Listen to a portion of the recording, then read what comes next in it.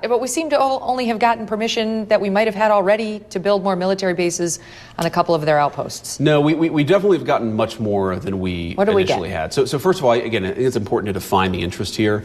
Greenland is very important to America's national security. Our entire missile defense system, by the way, would be inoperable if the Russians or the Chinese controlled Greenland. So God forbid, I don't think it's going to happen, to be clear, but God forbid some foreign country launches a missile, an ICBM at the United States of America, we couldn't defend ourselves if a foreign country controlled Greenland. And by the way, the Chinese and the Russians have both expressed an interest in controlling Greenland.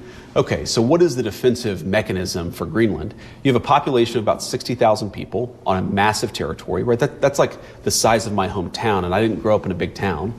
And then on top of that, you have Denmark, which has been one of the better NATO allies, to be clear, but has still radically underinvested in security compared to the Russians and the Chinese. So the president has said very simply, we are on the hook for this island.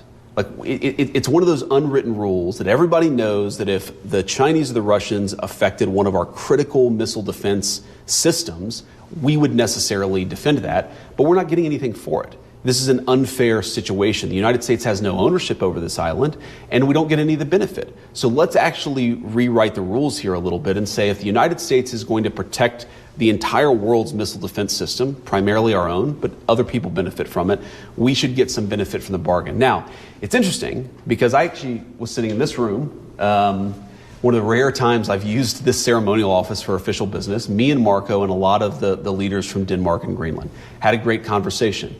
And it's funny when you see... Is this one where they ran for their cigarettes when they exited the building? Maybe. Yeah, I think they did. They were stressed. I did not follow up. I did not see what they did afterwards. We had a good meeting. It's so funny to me because the Europeans, they're so friendly in private and they're willing to make a lot of accommodations, and then publicly they attack us and they say, we're not going to work with the Americans. We're not going to do anything with the Americans.